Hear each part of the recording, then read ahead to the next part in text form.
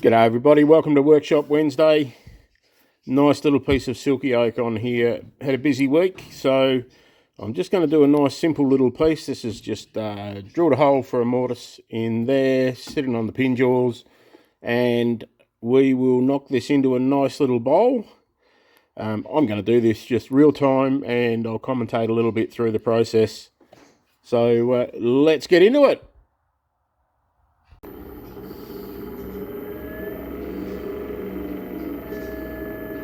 About 1300 revs, half-inch spindle gouge.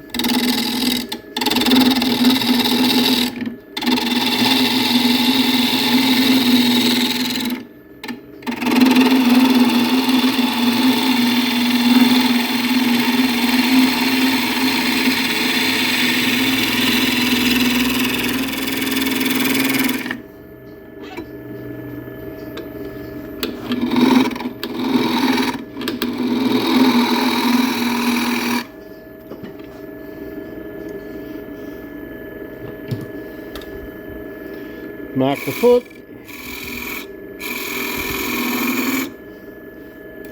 Bit dark.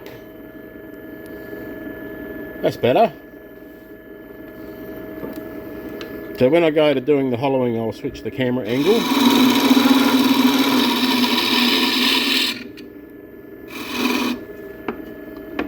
Drop that again.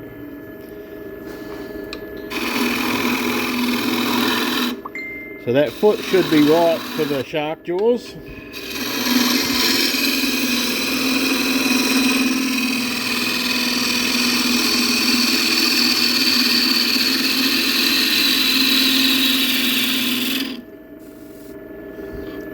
Not bad, just a little bit more off here to get the bit of a better sweep.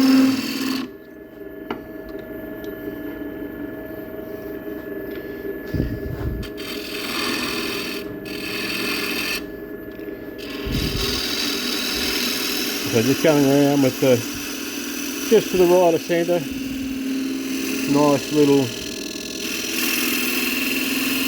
smooth cut. You can see, I don't know whether you can see it, but I can see the tool reflecting in the wood, just here. And the Silky Oak's really nice, it's very friendly, I love it. A nice quick little bowl, so I got my little scraper, do the foot.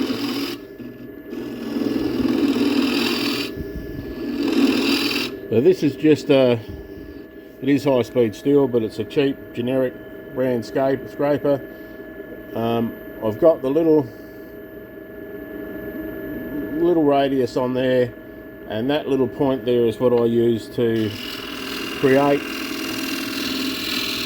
the point for my shark jaw to grip.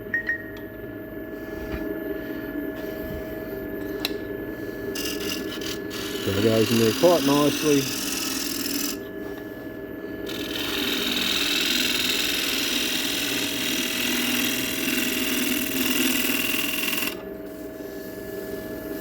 A little bit of a ridge there.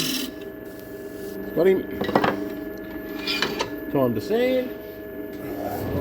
I'll start at 120. We'll find it. There we go.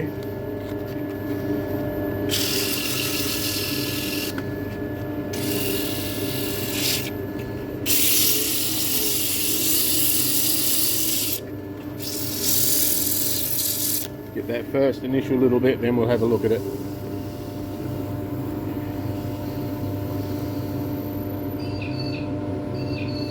Nice little bit of chatoyance in there. Pretty good, no obvious tear out there. Silky Oak usually is pretty good for giving you a good cut. And there.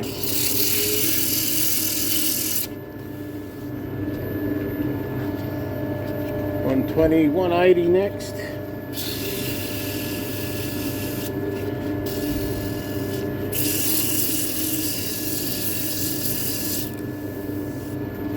Feels very nice. So you can often, once you get used to it, you can feel any blemishes usually. Just a light touch of the fingers. 240, and that's as far as I'll go with this.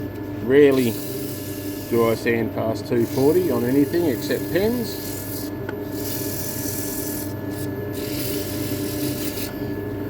And then my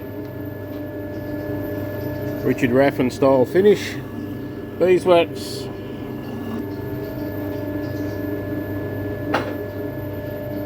I don't use sexy colourful socks like Richard does. These are my old work socks that have got holes in them, so a bit of oil, and then we just melt that in.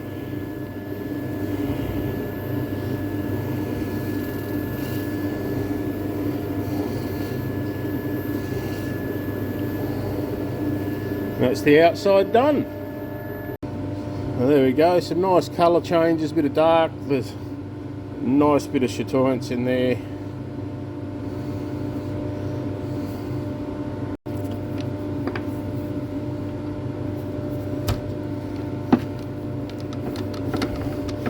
So the advantage of having a couple of chucks is I don't have to change the jaws, just change the chuck. A bit lazy like that, but I'm okay with it. So that's about right. You got about that 1/8 of an inch maybe gap there, which should give me a pretty much a mark-free hold. So the next thing I'm going to do is depth hole, and then I'll shift the camera. So the depth hole, I've got little marks on my drill bit here, so we're going to that one.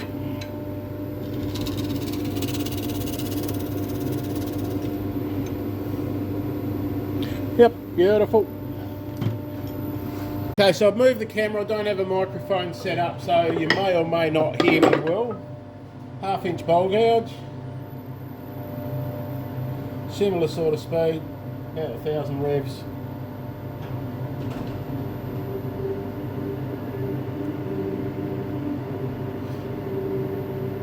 $1,300, that looks alright.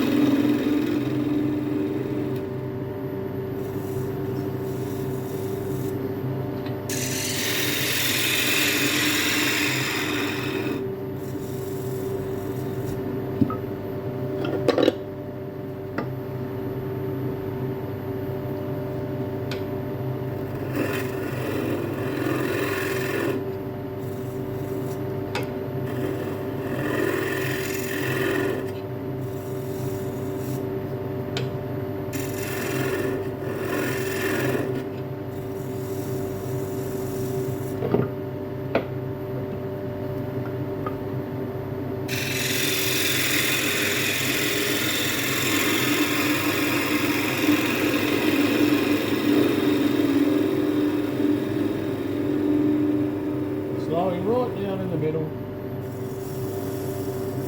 That's better.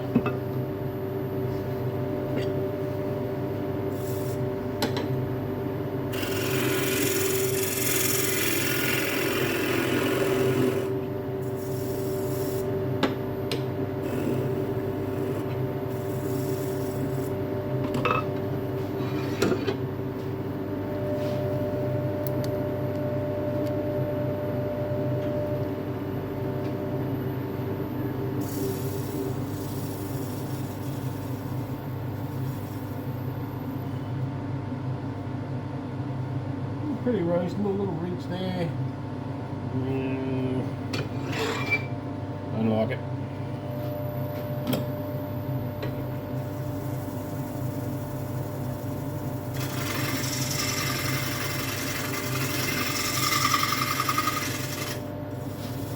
just supporting the outside there, just to,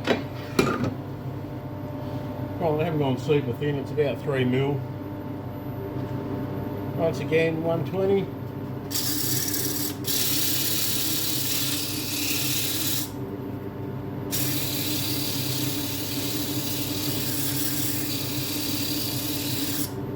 So when you're sanding, I think Richard mentioned it on his last video as well, when he's sanding video, when you're hand sanding, the middle's going slower, so you do need to spend a little bit more time in the middle. If you're power sanding, it's the opposite, because the middle's going slower, it's going to have a bigger effect.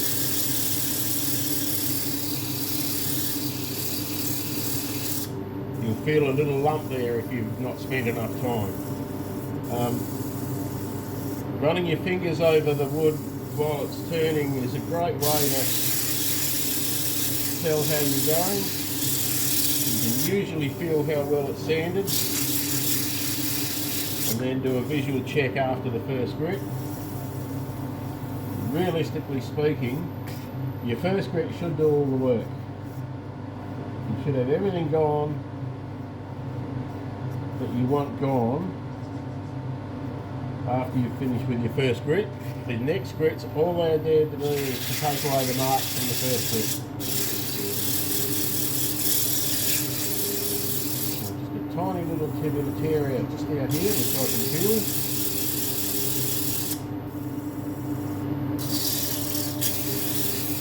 So I hog most of that out with a 1/2 inch bowl gouge. So this is only a less than 100mm bowl, I reckon, 4 inch. Yeah, so 90mm, 3.5 inch bowl, 1/2 inch bowl gouge, hollow it out. Don't need small tools to do small pieces.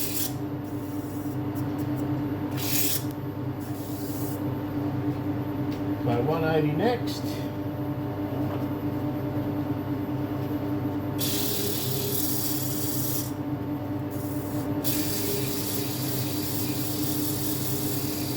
That is only taking away the marks from the 120, so don't need to spend a huge amount of time on the 180. And then 240. So, rule of thumb, your sandpaper, whatever grit you start at, your next grit should be, so if you start at 80, your next grit should be 1.5 times. So you go 80 grit, 120 grit, 120 grit to 180 grit, 180 grit to 240 grit, and that's your proper step up through your grits to remove your marks from your previous grits.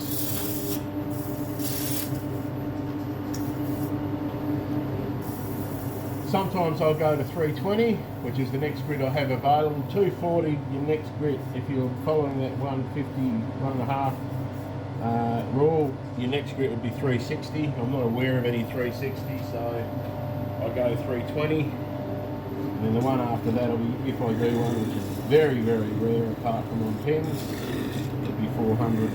I've never sanded past 400 on a normal bowl, other than using Triple E, which I don't use all that often, so this is just beeswax and oil again. Gives you a good, nice sheen finish, get a nice patina on it with use. I like to think my bowls are going to be used mostly. There's some that are just art pieces. I'm hoping I'm speaking loud enough to get that on the microphone of the phone. And there we are.